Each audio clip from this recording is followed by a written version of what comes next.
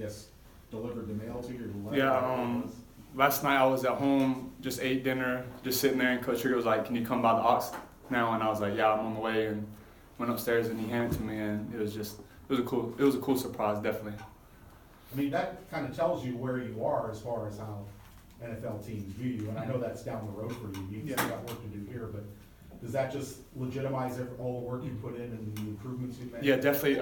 Me and Coach Ernie were just talking about it like 4 years ago. If you would have told me this when I came in, I was like 215 pounds. Like, I would have probably laughed at you, but a lot of hard work, great teammates, great coaches, and it happened. So it's pretty cool. But like you said, though, we still got 3 more games, and hopefully Marshall loses the game so we can get in the conference championship if we win out and in a bowl game. So we still got a bright future for the rest of the season left. How about this game for you as a Georgia guy, but being here for, now you're a senior? Has FAU, has the significance of it risen in your mind over your course of your career? Yeah, definitely at first, because at first when I came down here, I was like, I didn't really know if FAU or FIU, and then when I came down here, and it really never resonated to me until like last year, because my freshman and sophomore year, all the older guys were like, it's a rivalry, and then you don't really understand how powerful it is being this close to another school like that until you get older, and now we're trying to tell the younger guys it's a rivalry, but they'll pick it on when they get older, I'm sure. Harrison, any tight end did you look up to or model your game after? Definitely George Kittle, the 49ers. I watch a lot of tape of him, and in the tight end room we watch a lot of tape because 99% of his tape is teach tape for us, so it's crazy. It's cool to just see him play and to do the stuff that we do on like a whole different level. It's pretty cool. Is that kind of cool to think about, that the guy that you model yourself after is now teammates with Aziz? Yeah, that's pretty cool, because actually I was talking to Aziz when he came home one time. He was like, yeah, because I was asking about him, and he was like, yeah, he's a beast. He was just telling me about him, and it's pretty cool to know that somebody that you play with is up there playing on the level with him. Are you fast enough to win the sprint to the trophy?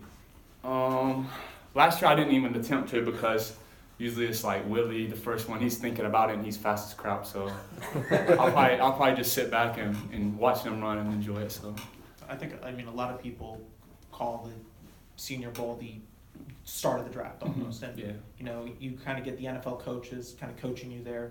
Is there anything you've heard about the Senior Bowl that kind of makes you really excited about being able to play in it?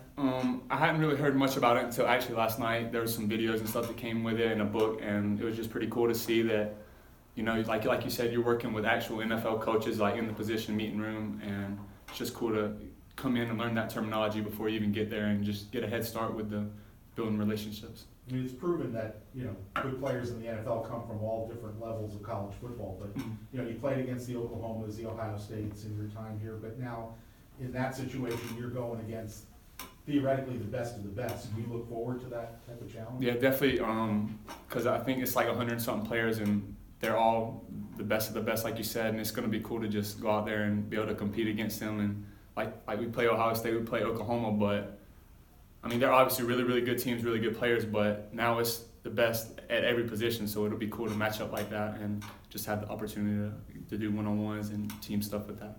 On one hand, now you know that the Senior Bowl is coming when the season ends, but on the other hand, as you said, you still have as little as 3 and as many as 5 games left. Yeah. How do you kind of keep that balance of staying focused on this season, but also kind of getting prepared for the next level and, accepting that reality could actually happen? Yeah, I mean, all season it's been talked about, but then that happened, and like you said, it kind of keeps pushing it into your mind. But I'm just really trying to focus on staying here, like where my feet are, and just focusing, because like you said, hopefully we got 5 games left with a conference championship and a bowl game, and that would be awesome to go out in the senior class that won 2 conference championships and 2, what would that be?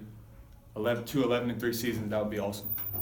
Did they put any stipulations on your ability to participate? For example, do you have to stop putting ketchup on your steaks? The funny thing was, like, John saw you tweeted that, and he was like, "Oh, I'm about to tell him all the other sauces you use and stuff," and he was like, "Nah, I'll save you, but got to put the ketchup on the steak." They give me a hard time about that. John says. Oh my gosh, he gets so mad because he cooks the steak, and he's like, "I got the best flavor," but I'm like, it's good flavor, but I just like the ketchup, so you gotta go with it. Do you Yeah. put steak on your ketchup? Is that how much you use? Actually, probably you could say that as much ketchup as I use. So So is that yours back there? So I need to take it home with me. I use it all. Yeah, they get upset though. You make it big in the NFL, you're gonna have your own brand of ketchup. Whatever